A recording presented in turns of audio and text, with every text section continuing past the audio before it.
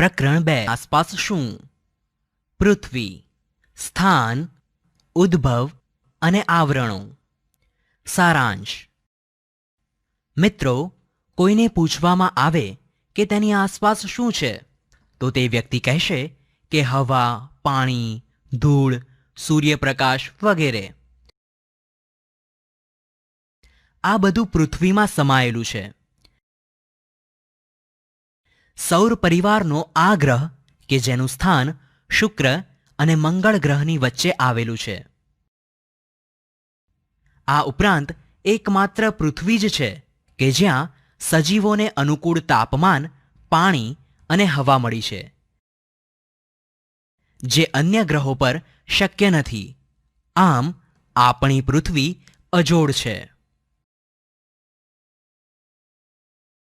સૈદ્ધાંતિક સમજ. પૃથ્વીના ઉદ્ભવ અંગે અનેક વિદ્વાનોએ વૈજ્ઞાનિક અભિગમ ધરાવતા વિચારો રજૂ કર્યા છે. સામાન્ય રીતે એવું માનવામાં આવે છે કે પૃથ્વી સૂર્યમાંથી છૂટી પડી હોવાથી તે અગનગોળાના સ્વરૂપમાં હતી. આ અગનગોળો ધીરે ધીરે ઠંડો પડતા જુદા જુદા તત્વોનું ક્રમશઃ પ્રવાહી અને ઘન સ્વરૂપમાં રૂપાંતર થયું.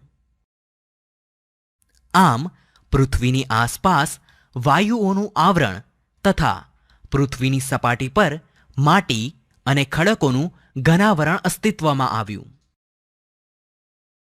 એ જ પ્રમાણે આવરણમાં રહી ગયેલા વિશાળ ખાડાઓમાં પાણી ભરાતા મહાસાગરો અસ્તિત્વમાં આવ્યા અને પૃથ્વીનું ચોક્કસ સ્વરૂપ રચવામાં આવ્યું.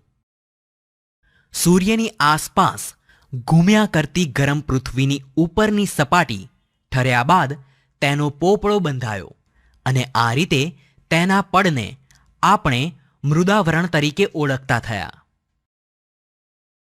પૃથ્વીની સપાટીના નીચાણવાળા ખાડાઓમાં પાણી ભરાતા સમુદ્રો બન્યા અને આ આવરણને આપણે જલાવરણ તરીકે ઓળખીએ છીએ. પૃથ્વીની સપાટી પર ચારે બાજુ વીંટળાયેલા આવરણને આપણે વાતાવરણ તરીકે ઓળખીએ છીએ.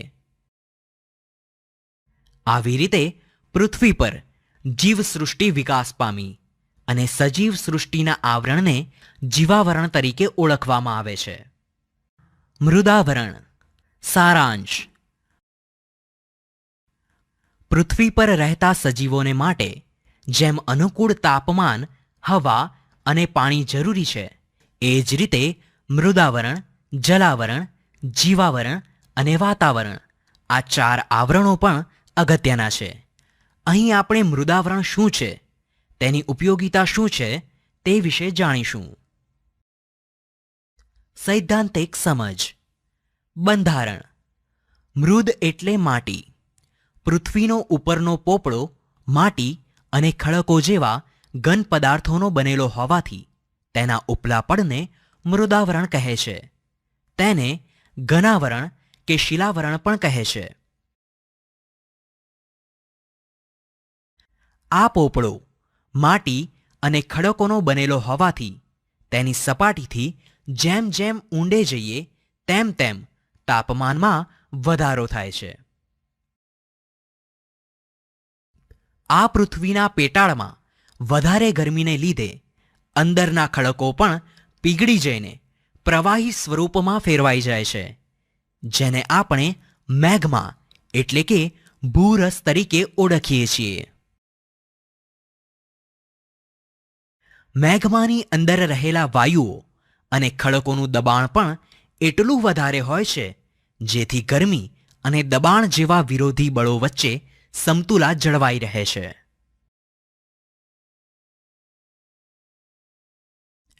મૃદાવરણ પર પર્વતો, ઉચ્ચ પ્રદેશો, મેદાનો અને ખીણો જેવા ભૂમિ સ્વરૂપો વિકસ્યા છે.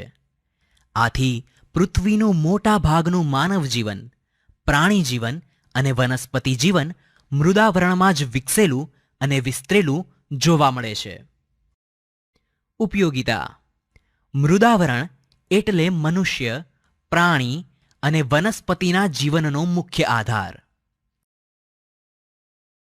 આપણને રહેવા માટે ઘર, પીવા માટે પાણી, ખોરાક માટે ખેતી તેમજ ઉદ્યોગ ધંધા માટેની પ્રવૃત્તિઓ પણ મૃદાવરણના આધારે જ થાય છે. માટે તેને ધરતીનો ધબકાર પણ કહી શકાય. ઉપરાંત મૃદાવરણના કારણે ખનિજ તેલ, પાણી તથા ઘણા ખનિજો પણ મળી રહે છે. આમ દરેક સજીવની ઉત્પત્તિથી અંત સુધીની યાત્રાનું આધારબિંદુ એટલે મૃદાવરણ. માનવ જીવન પર અસર. મૃદાવરણ આપણને આધાર આપે છે, છતાં માનવજાતિ પોતાના વિકાસ માટે જે પ્રવૃત્તિઓ કરે છે તેનાથી મૃદાવરણ જોખમાય છે. ઉદાહરણ તરીકે જોઈએ તો ખનિજો મેળવવા વધુ પડતું ખોદકામ, ભૂમિગત અણુ પરીક્ષણો, ખનિજ તેલ શોધવા ખૂબ ઊંડું શારકામ અને પાણી માટે વધુ પ્રમાણમાં પાતાળ કૂવા ખોદવા વગેરેની અસર માનવ જીવન પર થાય છે. જલાવરણ. સારાંશ. પૃથ્વીની સપાટી પર ભૂમિ વિસ્તાર કરતાં પાણીના વિસ્તારનું પ્રમાણ વધારે છે. પૃથ્વીની સપાટીનો કેટલોક નીચાણવાળો ભાગ પાણીથી ઘેરાયેલો છે અને આ ઘેરાયેલા પાણીના ભાગને જલાવરણ તરીકે ઓળખવામાં આવે છે. જલાવરણમાં વિશાળ જળભંડાર ધરાવતા ભાગો એટલે મહાસાગરો, જે પેસિફિક, એટલાન્ટિક, હિન્દ અને આર્કટિક મહાસાગર તરીકે ઓળખાય છે. સૈદ્ધાંતિક સમજ. બંધારણ. બધા જ મહાસાગરો એકબીજા સાથે જોડાયેલા હોવાથી તેમના ભૂમિ વિસ્તારો પાસે આવેલા જળ વિસ્તારો સ્થાનિક, સમુદ્રો, ઉપસાગરો, અખાત કે સામુદ્રધુનીના નામે ઓળખાય છે. પૃથ્વીની સપાટી પર આશરે 71% જલાવરણ વિસ્તરેલું છે. ઉપરાંત પૃથ્વી પરના મહાસાગરો ખૂબ વિશાળ અને ઊંડા હોવાથી કેટલીક જગ્યાએ 10 થી 11 કિલોમીટર જેટલી ઊંડી ખાઈઓ પણ આવેલી છે. પૃથ્વી પરના પાણીના જથ્થાના 97% ભાગનું પાણી મહાસાગરોમાં સમાયેલું છે, જે પાણી ખારું છે. બાકી રહેલા પાણીનો આશરે પોણો ભાગ ધ્રુવો પર તથા હિમાલય અને બીજા ઊંચા પર્વતો પર બરફ રૂપે છે, જ્યારે કેટલોક જથ્થો ધરતીમાં છે. આ મીઠું પાણી એ જલાવરણની ભેટ છે. જલાવરણનું અસ્તિત્વ એટલે સજીવ સૃષ્ટિનું અસ્તિત્વ. જળ એ જ જીવન. ઉપયોગિતા. ધરતી પર પડતા વરસાદનો મોટા ભાગનો ભેજ સમુદ્રોમાંથી આવે છે. ઉપરાંત સમુદ્રોમાંથી મૂલ્યવાન રસાયણો, ખનિજો અને મીઠું વગેરેનો જથ્થો મળી રહે છે.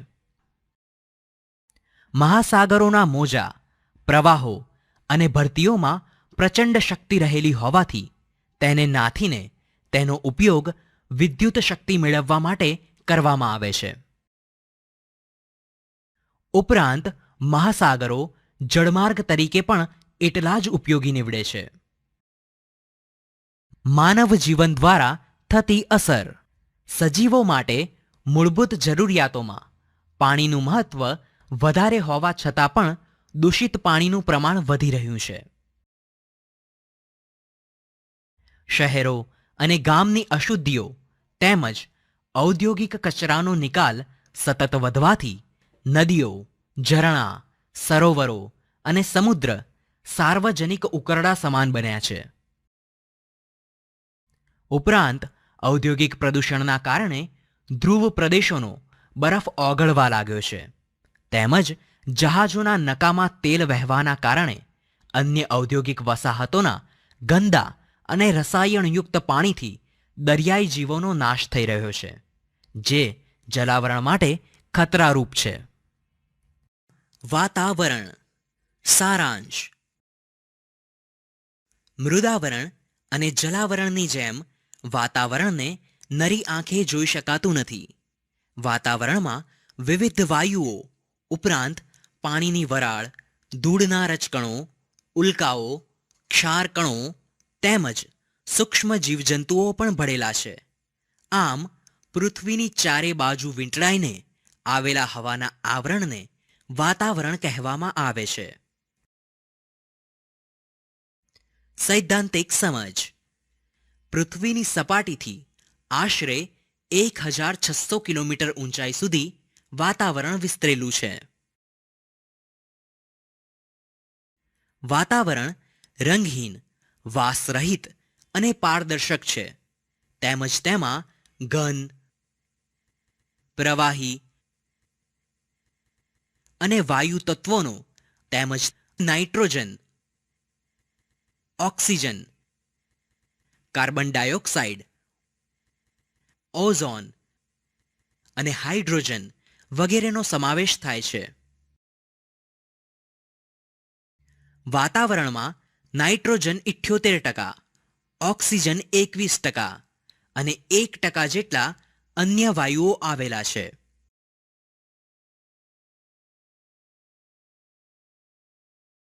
કાર્બન ડાયોક્સાઇડ વાયુ ભારે હોવાથી હવાના થરમાં તે વધારે પ્રમાણમાં છે અને ઉપર જતા ઓછો થતો જાય છે.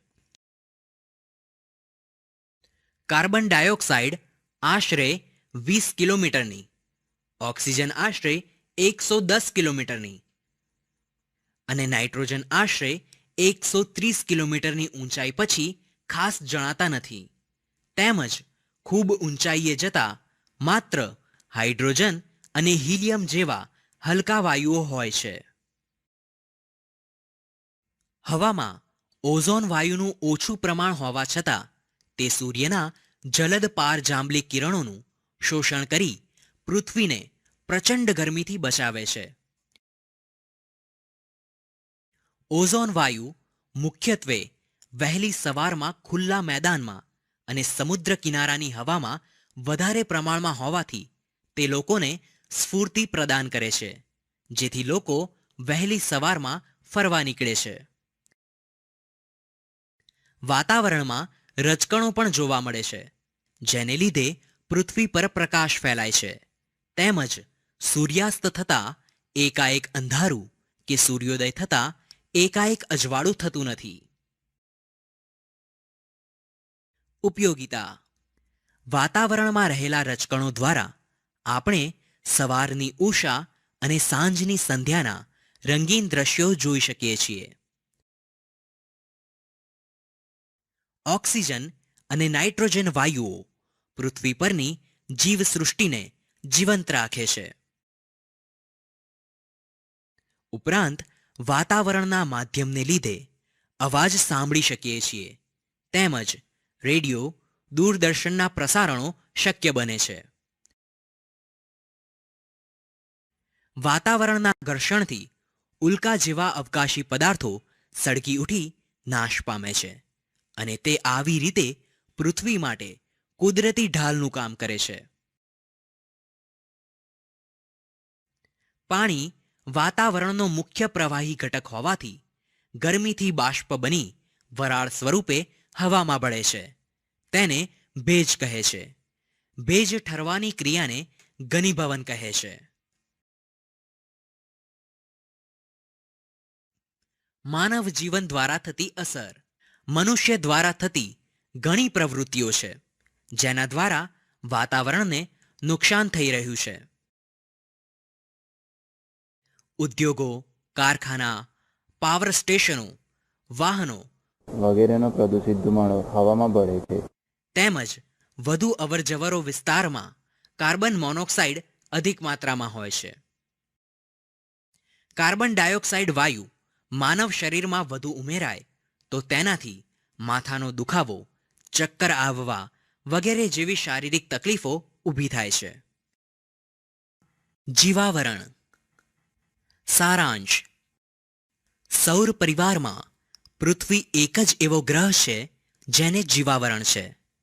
પૃથ્વીના મૃદાવરણ, જલાવરણ અને વાતાવરણના જે ભાગમાં સજીવ સૃષ્ટિ વ્યાપી છે તેને જીવાવરણ કહેવામાં આવે છે. પૃથ્વી ઉપર જીવાવરણ એ મહત્વનું આવરણ છે. સૈદ્ધાંતિક સમજ. બંધારણ. જીવાવરણમાં અનેક પ્રકારની જીવસૃષ્ટિનો સમાવેશ થાય છે. આ જીવસૃષ્ટિમાં વનસ્પતિ, પ્રાણીઓ, જીવજંતુઓ અને માનવોનો સમાવેશ થાય છે. પૃથ્વીમાં રહેતા દરેક સજીવની જરૂરિયાતોની ચીજવસ્તુઓ જીવાવરણમાંથી પ્રાપ્ત થાય છે.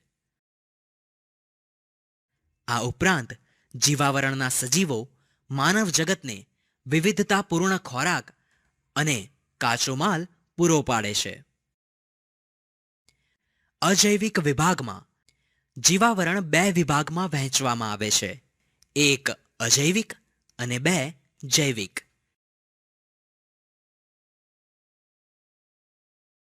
અજૈવિક વિભાગમાં મૃદાવરણ, વાતાવરણ અને જલાવરણનો અભ્યાસ કરવામાં આવે છે. જૈવિક વિભાગમાં વનસ્પતિ, પ્રાણી અને સૂક્ષ્મ જીવાણુઓનો સમાવેશ થાય છે. માનવ જીવન દ્વારા થતી અસર. સામાન્ય રીતે જીવાવરણ સંતુલિત સ્થિતિમાં છે, પરંતુ માનવીય પ્રવૃત્તિઓ દ્વારા આ તંત્રને તોડવામાં આવે છે અને અનેક મુશ્કેલીઓ ઊભી કરવામાં આવે છે.